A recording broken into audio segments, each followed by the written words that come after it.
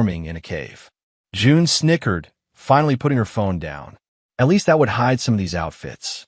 Did you see Melissa's daughter? That dress looks like someone skinned a mermaid. Calder kept his eyes on the stage. 8-year-old Clover stood in the wings, her fingers fidgeting with the hem of her blue dress, the one he'd ironed twice that morning to get the pleats just right. Her eyes found his in the audience, and he gave her the thumbs up they practiced. Her shoulders relaxed slightly. The music teacher tapped the microphone. Next up, we have Clover Brooks singing My Own Path. Clover walked to center stage, the spotlight catching the glitter in her hair clip, another morning ritual Calder had perfected over time. Standing before the microphone, she looked impossibly small, yet somehow determined. Ruth leaned over, her perfume overwhelming as she whispered loud enough for nearby parents to hear. She looks like a stray dog on stage. June's laugh was immediate, sharp like glass breaking. Just like her father, useless. Several parents seated nearby chuckled politely. Calder felt each laugh like a physical weight pressing against his chest. He kept his face neutral, jaw tight, eyes locked on his daughter. Clover began to sing, her voice thin but clear. Calder watched her hands grip the microphone stand, knuckles white with concentration. She'd been so nervous that morning, begging to stay home. Nobody will listen anyway, she'd said. He'd spent 20 minutes convincing her otherwise. As the final notes faded, the audience applauded. Clover stepped back, then suddenly moved forward again and grabbed the microphone. I want to thank the person who saved me, she said, her voice stronger now than when she'd been singing. My dad.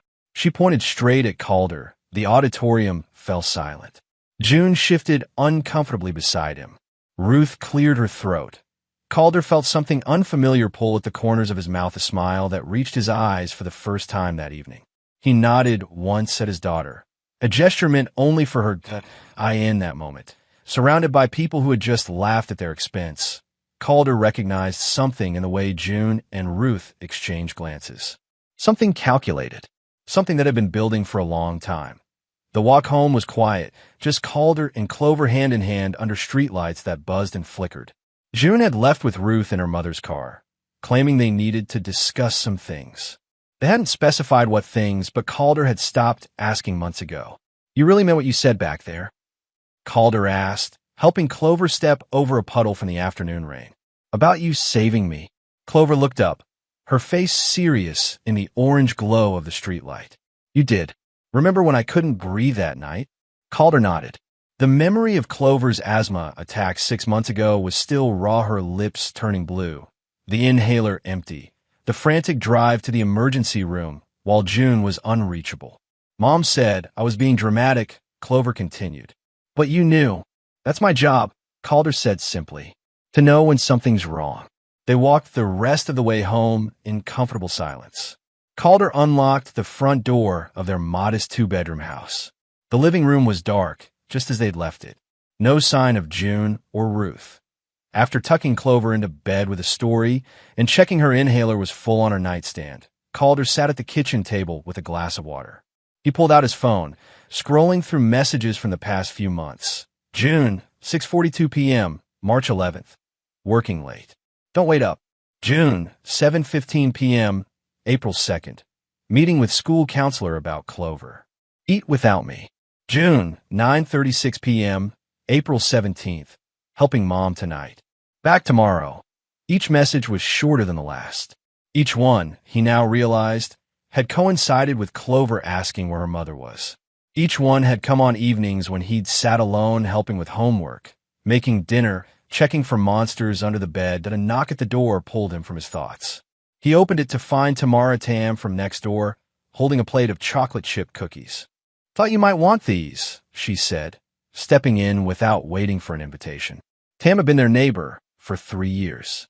Single mother of 2 teenagers, she worked nights as a nurse and slept days. Heard some nasty things said tonight. You okay? Calder set the plate on the counter. You were there. My niece was in the chorus. Tam leaned against the refrigerator, arms crossed. Her scrubs had cartoon dogs printed on them. Your mother-in-law has a voice that carries when she wants it to. Ruth's always thought June Mary beneath her. Calder took a cookie, Not because he was hungry, but because it gave him something to do with his hands. Power company lineman isn't exactly what she had in mind for her pageant queen daughter. Tam's eyes narrowed. That counselor was there too. What's his name?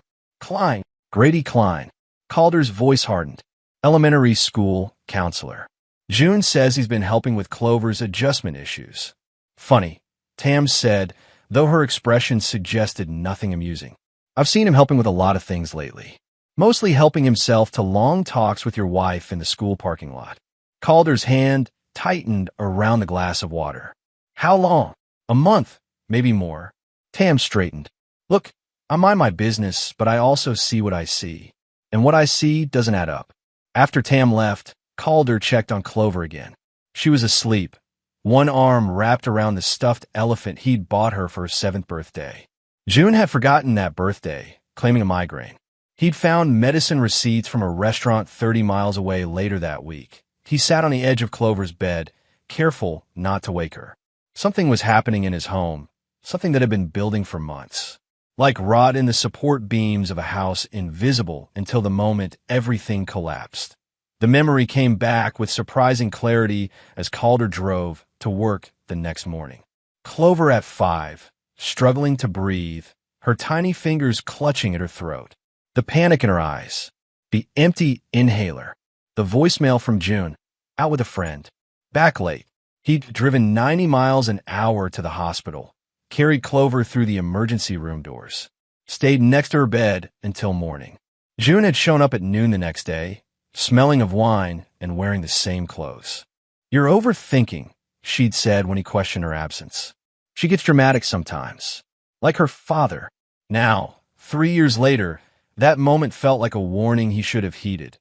After his shift, instead of going straight home, Calder drove to Gideon's gym. Gid's Fitness occupied a converted warehouse on the edge of town. The parking lot was half full of the after-work crowd getting in their evening routines. Gideon March spotted him immediately from behind the front desk, his broad shoulders and military short hair unmistakable even across the room. Look what the cat dragged in, Gid called out, loud enough to turn heads. He'd always been Calder's opposite that way, where Calder observed, Gid announced. Where Calder considered, Gid acted. You finally taking me up on that membership? Calder shook his head. Just needed to talk. Something in his tone must have registered because Gid's smile faded. He nodded toward the back office. Something's off, Calder said once they were seated in Gid's cluttered office. Protein shake containers and fitness magazines covered most surfaces. Has been for a while. Gid leaned back in his chair. With June. With everything. Calder ran a hand through his short, dark hair. June, Ruth, this counselor at Clover's school. It's like I'm watching a play where everyone knows their lines except me. What's this counselor's deal? Grady Klein. Transferred here last fall. Works with troubled kids. Calder made air quotes around the last words. June says Clover needs extra help. Says she's having trouble adjusting. That kid, Gid snorted. The one who thanked you in front of the whole school last night? Doesn't sound troubled to me. She's not. Calder's voice was firm. She's smart. Quiet sometimes, but smart. Notices everything. Like her old man. Gid studied his friend. So what's really eating you? June's been coming home late. Taking calls outside. Deleting texts. Calder counted off each point on his fingers. Ruth's been around more. Watching me like she's taking notes. And this counselor keeps calling the house. Asking for June specifically. You think she's stepping out? Calder's jaw tightened. I think something's happening. Something bigger than an affair. Gid sat forward. So what are you going to do? Walk away? That's your usual move when things get messy. This isn't about me. It's about Clover. Then you better get your head straight. Gid's voice hardened, the Marine drill sergeant briefly visible beneath the gym owner exterior. You're too damn quiet sometimes. This ain't the time. Calder nodded once, absorbing the truth in his friend's words. All his life, he'd dealt with problems by removing himself from them. His father's drinking, his brother's gambling debts. Even his first serious relationship in college when the fighting started, Calder simply stopped showing up, but Clover changed everything. She was the one thing he wouldn't walk away from. I need to know what's happening, he said finally. All of it. Then you better start paying attention. Gid replied. To everything. Later that night, after Clover was asleep, Calder sat in his truck outside the house. Through the kitchen window, he could see June talking animatedly on the phone, gesturing with her free hand in a way she never did when speaking to him. Her face was alive with an emotion he hadn't seen directed at him in years. As he watched, she laughed, head thrown back, eyes crinkled. A different person from the cold, distant wife who had barely acknowledged their daughter's performance the night before. Something inside Calder hardened. Not with anger or even hurt, but with resolve. He would find out what was happening in his home, not just for himself, but for Clover. And this time, walking away wouldn't be an option. 3 days later, Calder woke at 2:18 a.m. to the blue glow of a phone screen. June was sitting up in bed, her back to him, shoulders hunched protectively around her phone.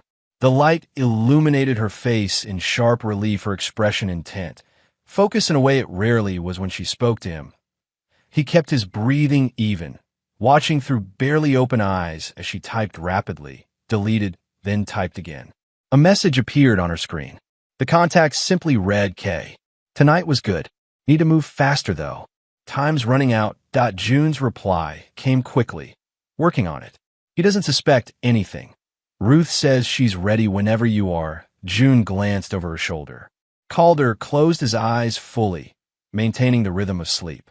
When he heard her set the phone down and lie back, he waited 10 more minutes before opening his eyes again. The ceiling fan turned lazily above them, casting rotating shadows across the room. Beside him, June slept or pretended to her back, turned toward his side of the bed. They hadn't touched in months. K. The initial sat in his mind. Klein. Grady Klein. The next morning, Calder called his supervisor at the power company.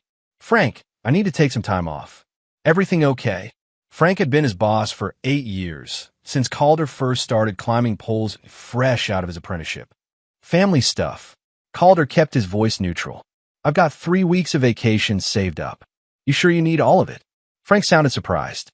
In 8 years, Calder had taken exactly 5 sick days and 1 week of vacation. Storm season's coming. I'll be back before then.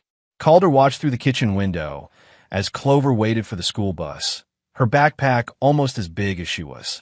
Just need to take care of some things at home. After hanging up, Calder took out a new notebook from his work bag. On the first page, he wrote, June, phone messages with K. Klein at 2:18 a.m.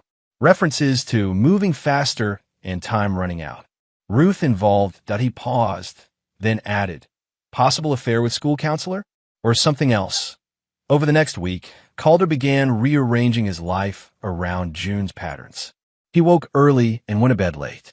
He tracked her comings and goings in the notebook, noting when she claimed to be shopping but returned without bags, or when she said she was with Ruth, but her mother-in-law's car was nowhere near their usual spots. He started a second column in the notebook, one for Clover.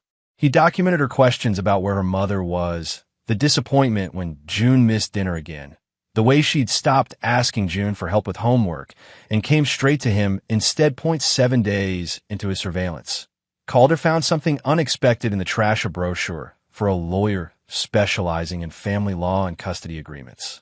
The paper had been crumpled, but the lawyer's name was clear. Marion Wallace, known locally for representing women in difficult divorces. That night, he added to his notebook, custody lawyer brochure in trash. June planning separation? Why the secrecy? Why involve Klein? The pieces were beginning to form a picture, but it remained incomplete. He needed more. The dashboard camera was small, barely larger than a matchbox. Calder installed it under the passenger side of June's car during the 15 minutes she spent in the shower each morning. The camera activated with motion, uploading footage to cloud storage he could access remotely. Little insurance policy, he muttered as he secured the final wire. That afternoon, he parked 3 blocks from Clover's elementary school, timing his arrival 20 minutes before dismissal. From his vantage point, he could see both the main entrance and the staff parking lot where June typically waited. At 3:05, June's car pulled into the parent pickup line. Calder watched through binoculars as she stepped out, not toward the student waiting area, but toward the side entrance where staff exited. Grady Klein emerged 2 minutes later, his button-down shirt and khakis a stark contrast to the other male teachers in the building. He was younger than Calder had expected, late 30s, perhaps with the kind of carefully maintained stubble that suggested hours in front of a mirror. June touched Klein's arm, leaning close to say something. He nodded, glancing around before placing his hand at the small of her back in a gesture both familiar and possessive. Calder took out his phone and snapped several photos. Neither of them noticed. When Clover came out 5 minutes later, June was back in the parent line, checking her watch with an impatient expression. From a distance, Calder could see Clover's face light up when she spotted her mother, only to fall when June barely looked up from her phone as she opened the car door. The next day, Calder arrived at school pickup early, this time engaging one of the other waiting parents in conversation. "First time picking up?" asked a woman with twins in tow. "Haven't seen you in the line before." "Usually working," Calder replied. "Power company keeps me on poles most days." "Oh, you must be Clover's dad." The woman's face brightened with recognition. "She mentions you all the time in my son's reading group." "Funny, she doesn't talk much about her mom." Calder's expression remained neutral. "That right? Kids, you know." The woman shrugged. "Clover's so bright, though, always helping others. My son struggled with reading until she started working with him. Wish the counselor could see that side of her." "The counselor?" "Mr. Klein." She lowered her voice slightly. "Between us, he's put Clover in his special group. For kids with challenges at home." She made air quotes around the words. "Most parents would be upset, but your wife seemed to agree with his assessment." Calder's hand tightened around his truck keys. "When did this start? A few months back?" "Around Christmas, I think. Your wife and Mr. Klein have been in close contact about it." She gave him a curious look. "You didn't know?" "Must have slipped my mind," Calder said evenly. "Thanks for letting me know." That evening, he added to his notes. June and Klein placed Clover in special group for kids with challenges at home. Building a case? For what? 2 days later, he got his answer. While June was grocery shopping, Calder checked her laptop. The password was still Clover's birth date. She'd never bothered to change it despite his repeated warnings about security. In her email drafts folder, he found a half-completed message to Marion Wallace, the custody lawyer, following up on our conversation about full custody. "As discussed, I believe I can demonstrate emotional neglect based on Mr. Brooks' persistent absence and failure to participate in Clover's emotional development. Mr. Klein has agreed to provide his professional assessment of the home environment's impact on Clover's well-being. My mother can corroborate instances of..." The draft ended there. Calder read it 3 times, each word burning into his memory.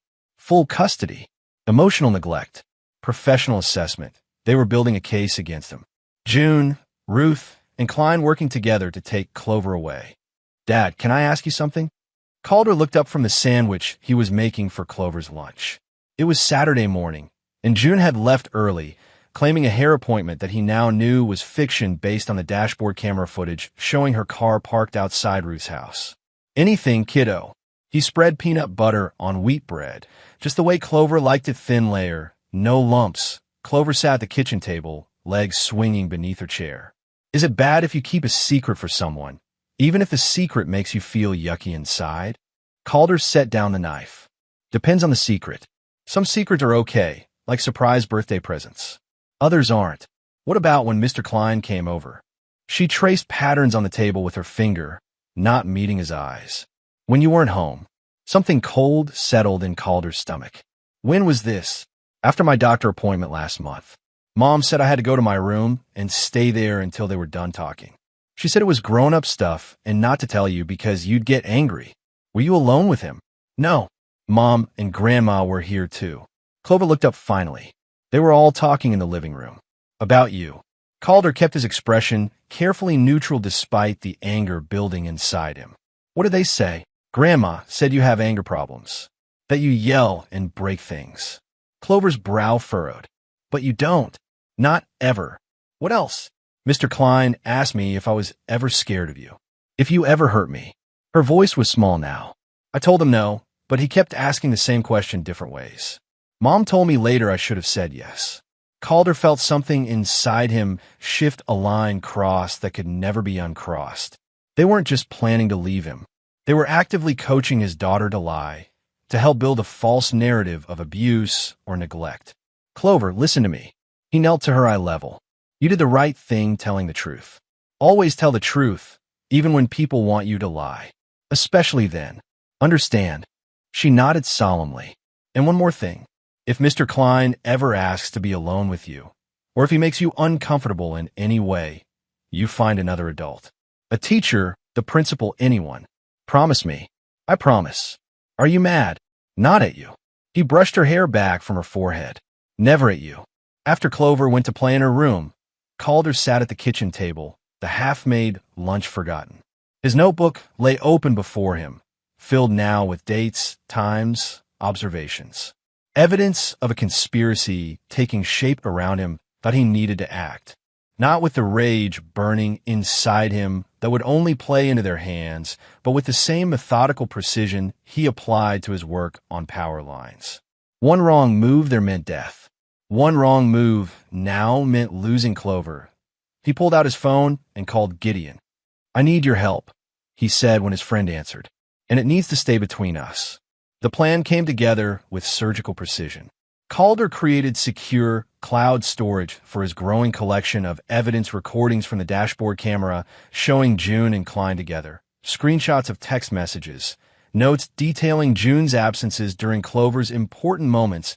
He documented Ruth's involvement, her visits to the house when he was supposedly at work, the nights Clover spent at her grandmother's house that coincided with meetings between June and Klein, the money she'd withdrawn recently that matched the retainer fee. From Marion Wallace. You're building a case, Gideon observed, examining the organization of Calder's evidence one evening in the garage, away from the house where June might overhear. Like a lawyer or a hunter, Calder replied, his voice calm despite the storm building inside him. Setting up for the right shot. What's the endgame here? Divorce. Calder shook his head. This isn't about June and me. This is about protecting Clover. They're trying to cut me out of her life with lies. I need to make sure that doesn't happen. And if June tries to explain it away, or if Klein denies everything, that's why I need more. Calder tapped his notebook. Tamara's been helping. She's seen things from next door. As if summoned by her name, there was a soft knock at the side door of the garage. Tamara slipped in, still wearing scrubs from her hospital shift. Got something, she said without preamble. She handed Calder her phone, open to a text conversation with another parent. Lisa's on the PDA, says there's a parent-teacher night coming up. Klein's giving a presentation on identifying troubled home environments. Thought you'd want to know. Calder studied the message. When? Next Thursday. All parents invited. Tam took her phone back. Perfect stage, wouldn't you say? For what? Gideon asked. Calder's expression hardened. For the truth. Over the next week, Calder refined his approach. He installed a small audio recorder in Clover's backpack after explaining to her what it was for. Like a safety net, he told her, just in case someone says something that makes you uncomfortable. The recorder captured 3 separate instances of Klein attempting to lead Clover into damaging statements about her home life. Each time, she stuck to the truth. Did her dad ever go away for a long time? Klein's voice asked on one recording. He works on power lines, Clover responded simply. But he's always home for dinner, except when there's a big storm. Then he has to help people get their lights back on. And that makes you sad when he's gone? No, he's helping people. Mom's the one who's never home. There was a shuffling sound on the recording, then Klein's voice again, redirecting. Let's talk more about your dad's temper. He doesn't have one. Everyone has a temper, Clover. Not my dad. He says getting mad doesn't fix problems. It just makes new ones. Each recording strengthened Calder's case, while simultaneously breaking his heart. His 8-year-old daughter was being manipulated, pressured to turn against him, yet she remained steadfast in her loyalty. 2 days before the parent-teacher night, Tamara brought over one final piece of evidence. She'd been at the same coffee shop as Ruth and overheard a conversation with another woman, a conversation about custody strategies and making sure Calder has no standing. They're planning to file next Monday, Tam said, her voice tight with anger. After the school event, Ruth was bragging about how blindsided you'll be. Calder nodded once, absorbing this information. They won't know what hit them. My ex tried the same thing, Tam said quietly. Used my night shifts against me. Claimed I was an absent mother. Almost worked too, until his girlfriend got cold feet and told the truth. She touched Calder's arm lightly. I got you. Whatever you need. What he needed, Calder realized, was to end this not with a whisper or a compromise, but with such conclusive evidence that June, Ruth, and Klein would have no path forward with their plan. The night before the school event, after June had gone to bed, Calder sat at the kitchen table with his notebook and recordings. He compiled an edited audio file, not manipulated, but curated to show the full scope of the conspiracy against him. Ruth mocking Clover at the recital. June calling him deadweight. Klein telling June, after custody's yours, he'll fold. The truth, presented without commentary. Simple. Devastating. Final. It ends tomorrow, he whispered to the empty kitchen. One way or another. The elementary school gymnasium had been transformed for parent-teacher night. Rows of chairs faced a small stage with a podium. Display boards showcasing student work lined the walls. Fluorescent lights buzzed overhead, casting everyone in an unflattering pale glow. Calder arrived early, sitting in the back row. In his pocket, a small Bluetooth speaker paired to his phone. In his hand, a remote trigger to activate it. On his face, the same neutral expression he'd worn for months while piecing together the truth about his wife, his mother-in-law, and the school counselor who had conspired against him. June arrived with Ruth 15 minutes later, neither looking in his direction as they took seats near the front. Ruth wore a navy blue dress that screamed respectable grandmother.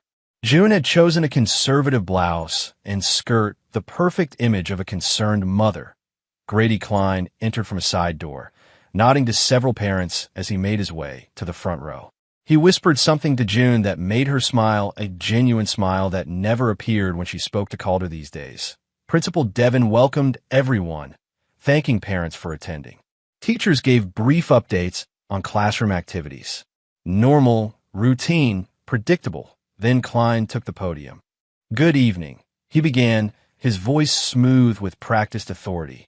Tonight, I'd like to talk briefly about an important topic, recognizing when children need extra support due to challenging home environments.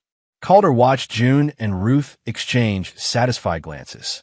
This was their moment, the foundation for the custody case they would file on Monday. Klein establishing his expertise. June positioning herself as the protective mother. Ruth reinforcing the narrative. As a counselor, Klein continued, I see children who struggle with various home situations. Sometimes the signs are subtle. A child might become withdrawn or overly attached to one parent at the expense of a healthy relationship with the other. A murmur ran through the audience, parents mentally checking their own children against these vague descriptions. Other times, we might see a child who seems well-adjusted on the surface, but is actually compensating for instability at home. These children often form strong attachments to authority figures they perceive as safe. Calder's hand closed around the remote in his pocket. Klein was describing Clover without naming her, painting her relationship with Calder as a warning sign rather than the loving father-daughter bond it was. Klein paused, scanning the room with practiced concern. As educators and parents, we have a responsibility to notice these signs and take appropriate action. Calder pressed the button.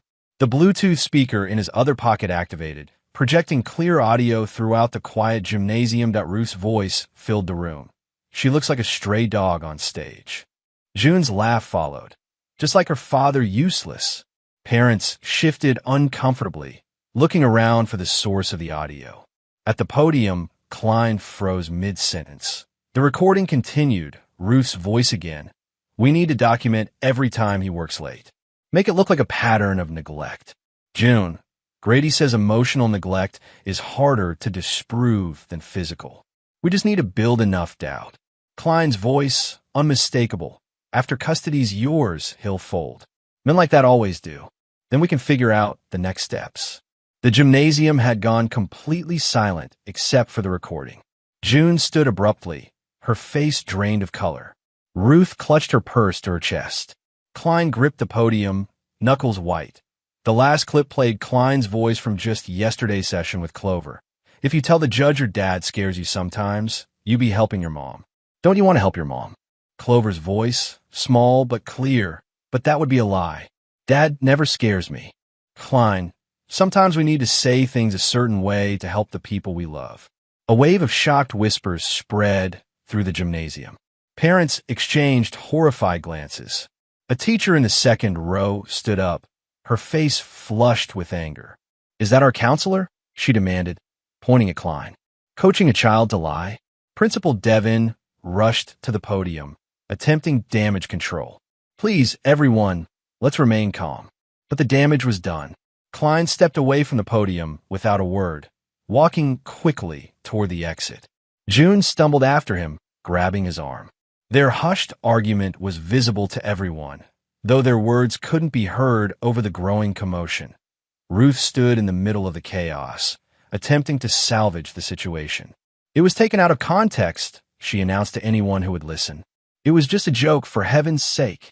Nobody was buying it.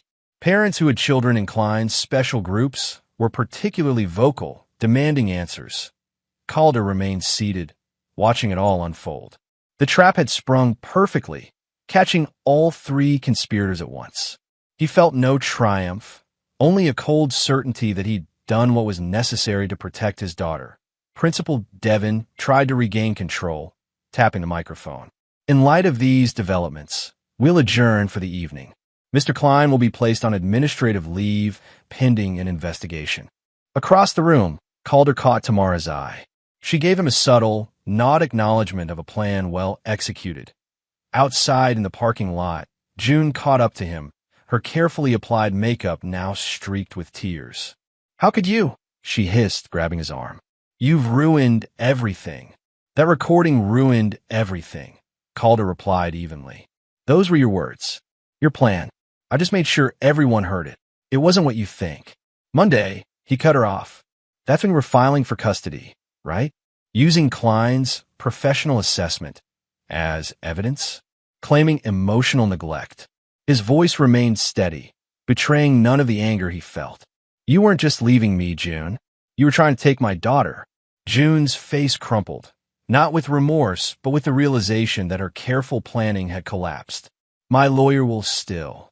Your lawyer will drop you the minute she hears that recording. Calder stepped back. It's over. As he walked away, he heard Ruth's voice, shrill with desperation. June, don't just stand there. Do something. But there was nothing left to do.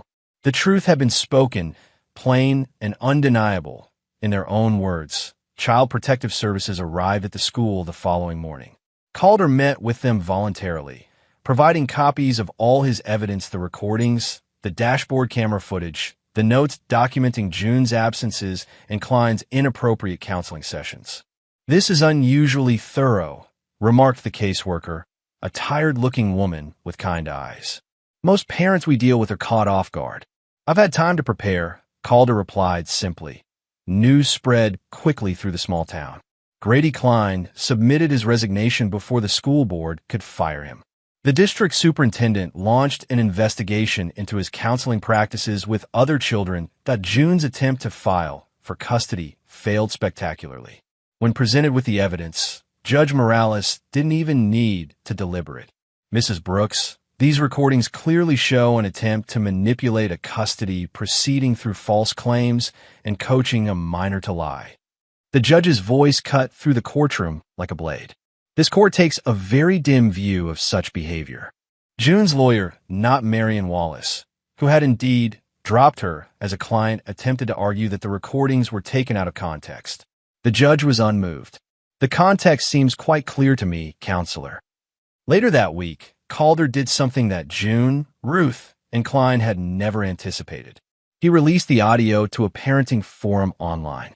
Not maliciously, but methodically, the same way he'd gathered the evidence. Within days, it had gone viral. Father Record's wife plotting custody scam with school counselor. Calder didn't participate in the online discussions that followed. He didn't need to. The truth spoke for itself, just as he'd intended. The custody hearing was brief. Calder was granted full custody of Clover. June received limited supervised visitation rights.